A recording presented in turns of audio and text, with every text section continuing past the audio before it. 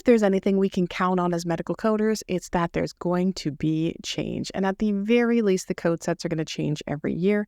And today I want to cover with you the 2025 ICD-10-CM changes.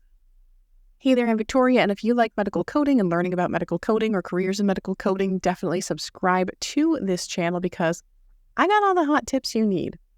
Now, I want to start out this presentation by telling you that I always do my due diligence to make sure that things are as accurate to the best of my knowledge at the time of recording, but mistakes happen. Sometimes you fat finger a code and there might be errors, and I'm sorry.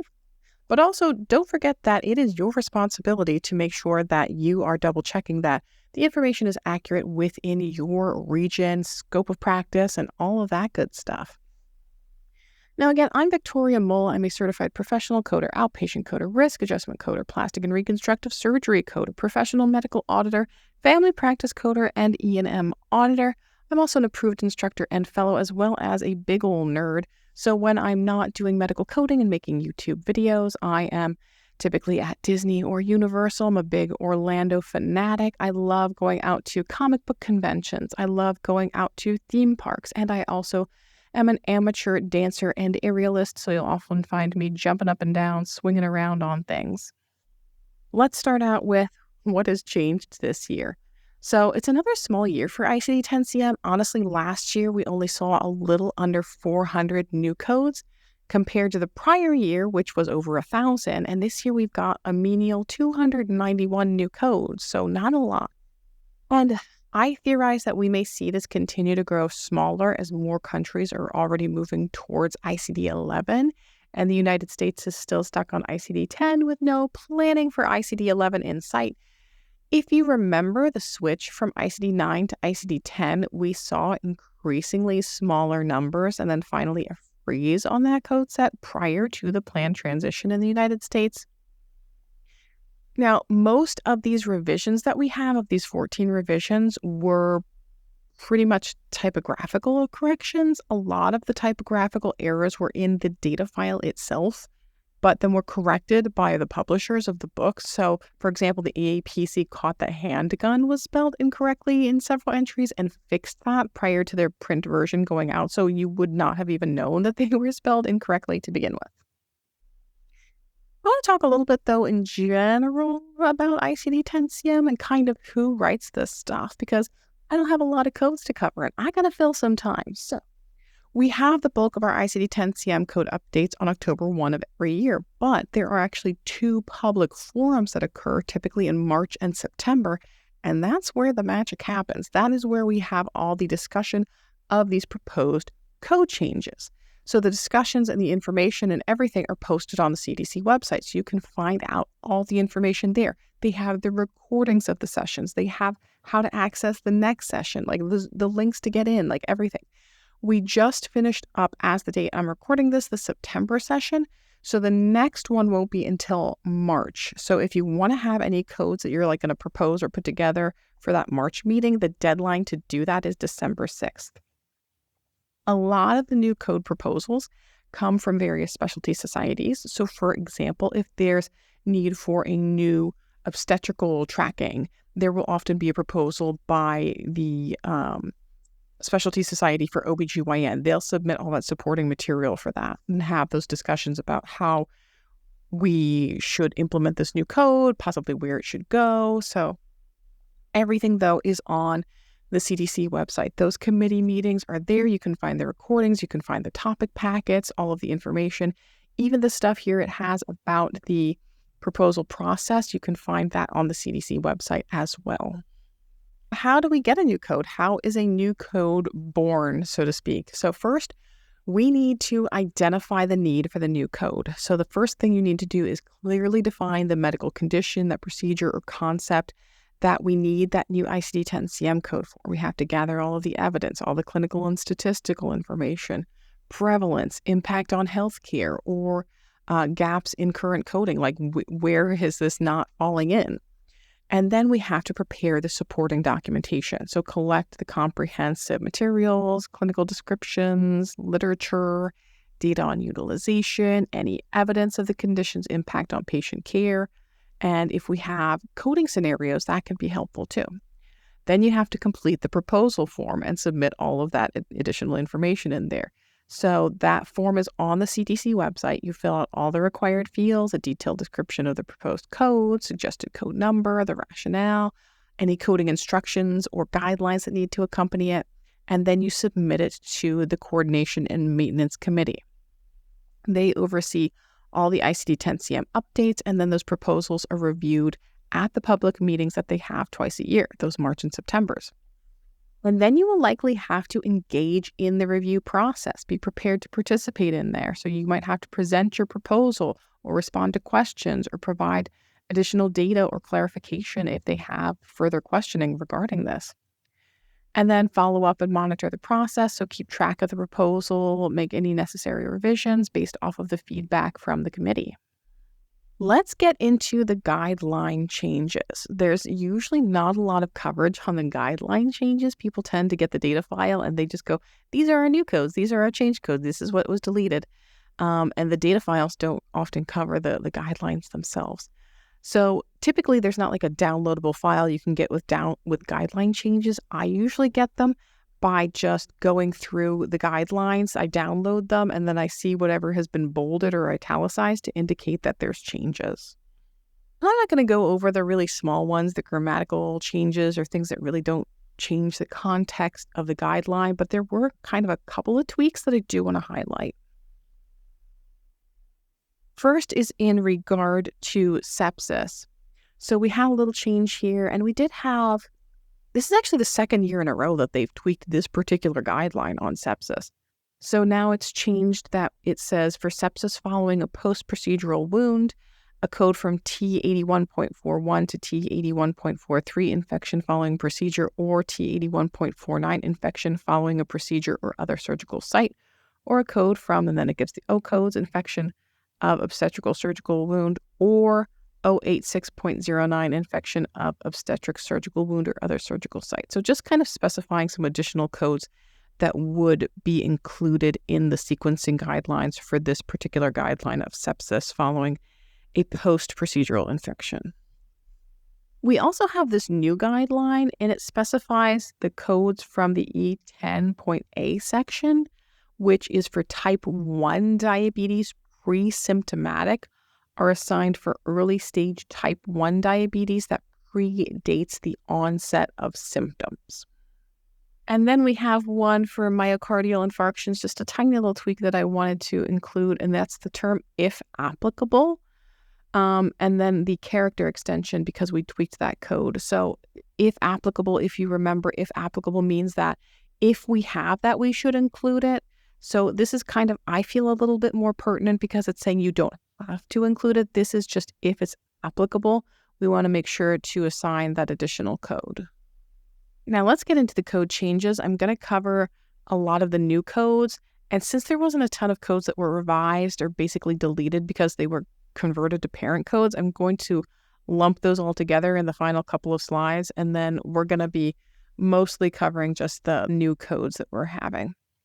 So Chapter 1, we didn't see any changes this year. We did see a lot of new codes for Chapter 2, our neoplasm section. So a lot of different lymphomas in remission. So for nodular, for follicular, cutaneous, mantle cell, non-follicular, anaplastic.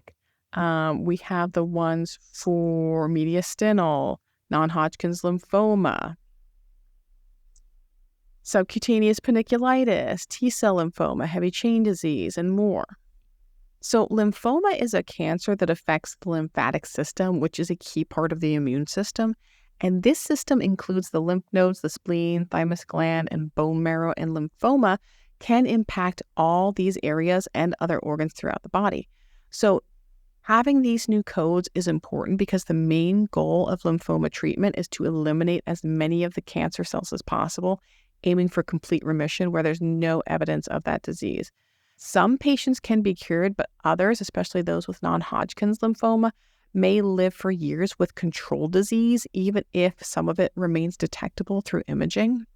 Now, the benefits of having all of these new codes is it's going to allow us to specifically document and differentiate various types of lymphoma that are in remission And this is crucial because without these specific codes, it becomes challenging to make meaningful comparisons in patient care and track all of that data and monitor their resource use and assess the clinical outcomes effectively. The proposal for these new in-remission lymphoma codes was submitted by the Alliance Dedicated Cancer Centers to the National Center for Health Statistics, and it's now been successfully integrated into the ICD-10-CM code set, so it's really going to enhance our ability to document and manage care for those patients in remission from lymphoma. 3, we saw one new code, Fanconi anemia. It's a rare inherited blood disorder that affects the bone marrow's ability to produce blood cells. It leads to decreased production of all types of blood cells, including red blood cells, white blood cells, and platelets, which can result then in anemia, as well as increased risk of infections or bleeding issues. And Fanconi anemia is associated with physical abnormalities, developmental delays, and increased risk of cancers, particularly leukemia and tumors of the neck, the head, and reproductive organs. It's caused by mutations in certain genes that are involved in DNA repair, leading to genetic instability and cell damage. So treatment options for this may include blood transfusions, medications, and severe cases of bone marrow or stem cell transplantation. Now, as far as Chapter 4, we have some new codes for diabetes type 1 that is pre-symptomatic.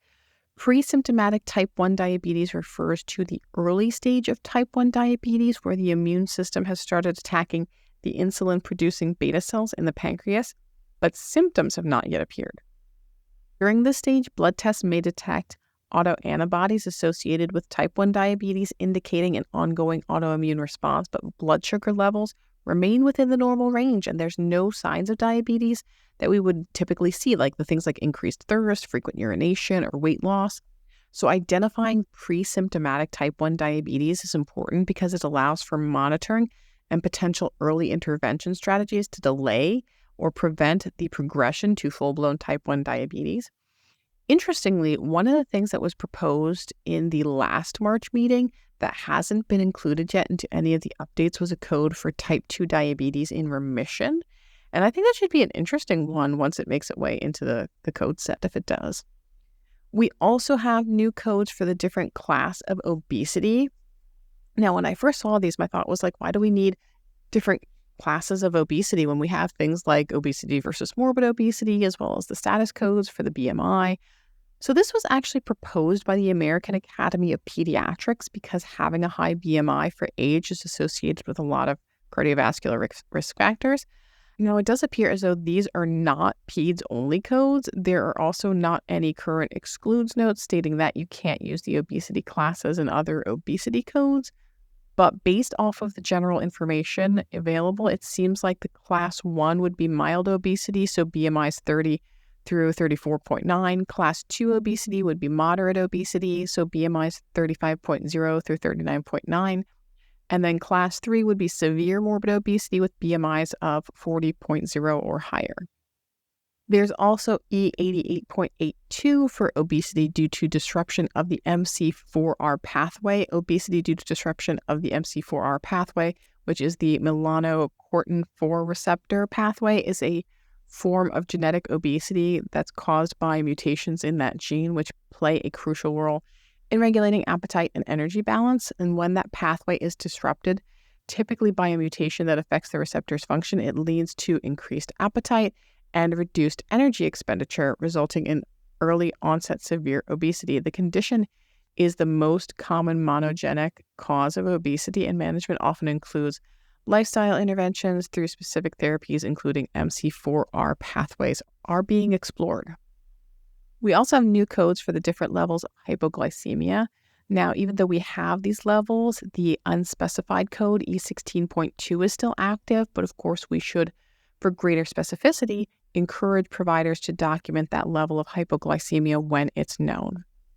We also added a new code for SLC13A5 citrate transporter disorder. It's a rare genetic condition caused by mutations in the SLC13A5 gene, leading to early onset epilepsy, developmental delays, and cognitive impairments due to disrupted citrate transport in the brain. It's inherited in an autosomal recessive pattern and often includes motor impairments and enamel defects. Management focuses on controlling seizures and supporting development, and there currently is no cure. In Chapter 5, we're seeing some extensions in our eating disorder codes to differentiate between the mild, moderate, severe, and in remission. The types of anorexia nervosa are classified by BMI. Bulimia is classified behavior occurrences. So how often are they, having vomiting, laxative misuse, or doing excessive exercise? And then binge eating disorder is classified by the number of episodes of binging per week. Now, pay close attention to these character extenders here. For example, the anorexia with binge eating disorders, the character extender 4 is in remission, but with bulimia nervosa, the character extender 5 is in remission. So make sure that you're not assigning the incorrect character extension when we're working with these different codes. We've also added the code for pica in adults. So pica is that eating disorder that's characterized by persistent consumption of non-food items. So think of like dirt, paper, chalk, things that are not, developmentally appropriate or nutritionally appropriate to be eating. And then we have rumination disorder, and that is characterized by the repeated regurgitation, re-chewing, and re-swallowing or spitting out of food shortly after eating without any underlying medical reason to do so. Chapter 6, we saw the addition of these KCNQ2-related epilepsy. That's a rare genetic disorder which is caused by mutations in that gene, and it affects the potassium channels in the brain, leading to early onset seizures. And those are usually within the first days of life. Those seizures can be resistant to treatment and are often accompanied by developmental delays, intellectual disability, and in some rare cases, motor and cognitive impairments. The severity of the condition can range a lot from being very self-limited and benign to very severe and persistent epilepsy with significant neurological impact. So creating these specific ICD-10-CM codes is really going to help improve the tracking, the research, facilitate appropriate treatments, and enable broader adoption of therapies that are tailored specifically to this condition. And then we have G90.81 for serotonin syndrome. Serotonin syndrome is potentially life-threatening condition caused by an excessive accumulation of serotonin in the body, and often due to the use of certain medications or drug interactions that lead to symptoms such as agitation, confusion, rapid heart rate, high blood pressure, dilated pupils, muscle rigidity, and in severe cases, seizures and coma. We saw no changes for our Chapter 7 codes.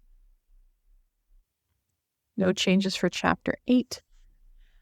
Chapter 9, the Agency for Healthcare Research and Quality requested new ICD-10-CM codes for cement embolism of pulmonary artery and fat embolism of pulmonary artery with and without acute cor pulmonale. Cement embolism is a rare but serious complication that can occur during or after vertebroplasty or kyphoplasty procedures in which bone cement is injected into the vertebrae to stabilize the fractures.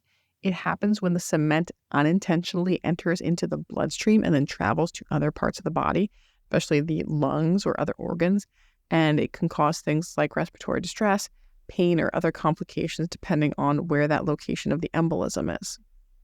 And then a fat embolism is the condition in which the fat droplets enter the bloodstream, often after a trauma, like if you had a long bone fracture, or there was orthopedic surgery, or in cases of severe soft tissue injury, and those fat droplets carry into the lungs or in the brain or other organs, and that can lead to fat embolism syndrome, which is characterized by respiratory distress, again, neurological symptoms, rashes. It could be life-threatening if it is not promptly treated and managed. Chapter 10 has added some new codes in relationship to nasal valve collapse. So the nasal valve is the narrowest part of the human airway, and it has the highest resistance to airflow and consists of both internal and external components. So nasal valve compromise can affect the internal or external valve or both, and may be classified as static with a constantly narrowed airway due to anatomical issues, or dynamic, where the lateral wall of the nose collapses during inhalation. Symptoms of NVC include difficulty breathing through the nose, exercise intolerance, and sleep disturbances. significantly impacting quality of life. Diagnosis involves endoscopic assessment and the modified Cottle maneuver, and treatment typically requires surgical intervention, as medical management alone is not sufficient. I mean, they can't just give you a medication that's going to make your nasal valve wider or so forth. The American Academy of Otolaryngology Head and Neck Surgery recognizes NBC as a distinct condition from other nasal obstruction and identifies various anatomical causes. So they have requested new codes to better align the clinical documentation with practice and research support. Chapter 11 saw lots of new codes this year for anal and rectal fistulas. The breakdown of this section is the anal fistulas, rectal fistulas, and anorectal fistulas, and then it breaks down further between the simple and complex, as well as the initial, persistent, recurrent, or unspecified. A simple fistula is one that does not involve the muscle significantly, whereas a complex may involve multiple tracts or significant portions of the muscle, and that increases the risk of complications and requires more intricate management for treatment.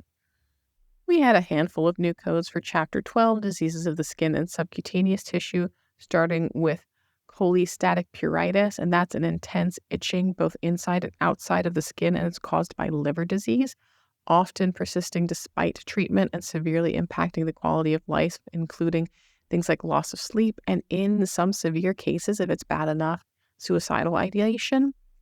As a specific condition resulting from impaired bile secretion due to liver disease, it would benefit from a unique ICD-10-CM code to improve that clinical documentation and patient research and care. So the Global Liver Institute advocated for these changes to better align medical coding with current clinical needs and the evolving public health understanding of this condition.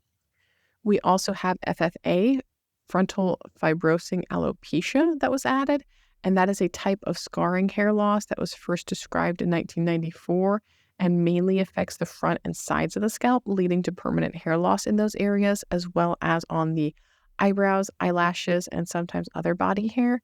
It's most common in postmenopausal Caucasian women, but it also affects men, usually appearing between ages 56 and 66. The exact cause involves inflammation that damages the hair follicles, and recent research suggests this inflammation may differ with other forms of planopilaris. And with this case on the rise, there's a push to have that specific medical code for FFA to improve the understanding, to better track the occurrence of it, and support the research. So this was backed by the Alopecia Foundation and the American Academy of Dermatology. Codes were added in Chapter 13 for other intervertebral disc degeneration for the lumbar and lumbar sacral region, with specificity regarding to the location of the pain. So you can see here I have these blanks here as far as the location, and then the additional character here, 1 for right, 2 for left, 9 for unspecified.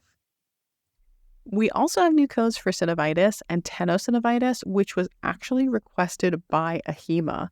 And they just wanted it basically to keep consistent with the ICD-10-CM and just the specific locations and the laterality that we have available in the code set.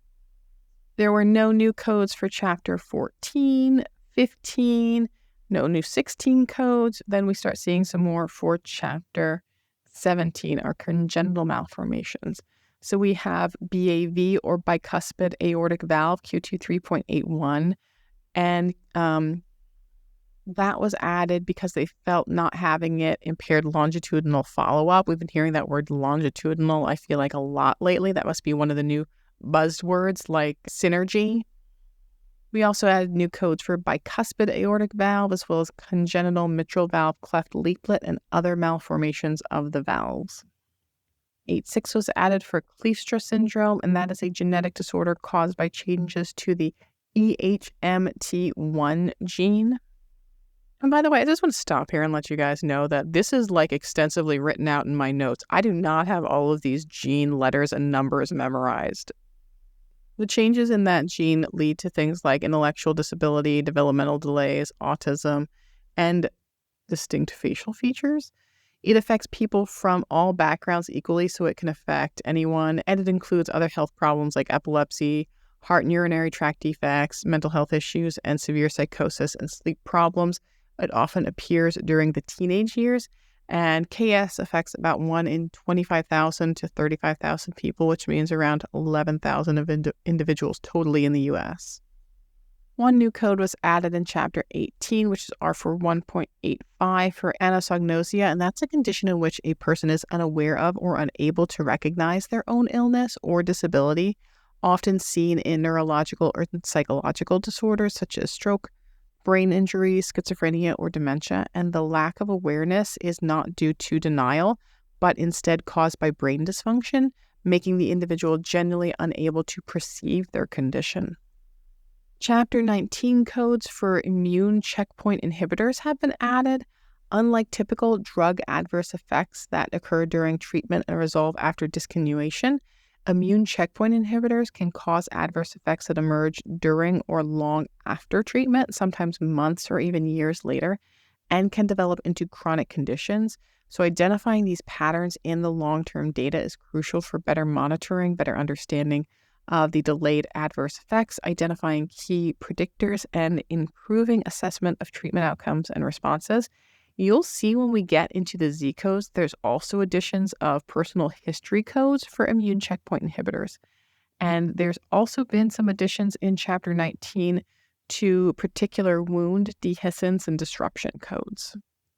And for many of these, we see that we have to have that seventh character for A for initial, D for subsequent, or S for sequela. Now, whereas last year we saw a lot of changes to our Chapter 20 codes, things like ingestion of small toys or small parts, there were actually no new Chapter 20 codes this year. Chapter 21, we did see some for our Z status codes. So we have codes in regards to estrogen receptor, progesterone receptor, and human epidermal growth factor receptor. And those are key biomarkers in breast cancer diagnosis and treatment, and influences prognosis and therapy choices. So hormone receptor positive cancers can be treated with hormone therapies, whereas the HER2 positive cancers respond to HER2 targeted treatments like trastuzumab.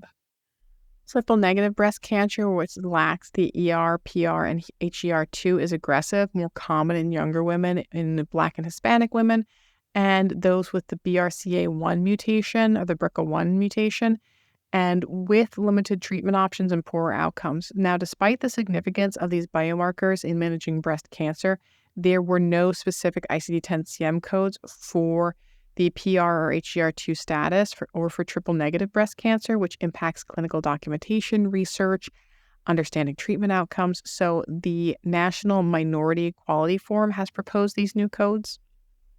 We also added Z51.2 for encounter for sepsis aftercare.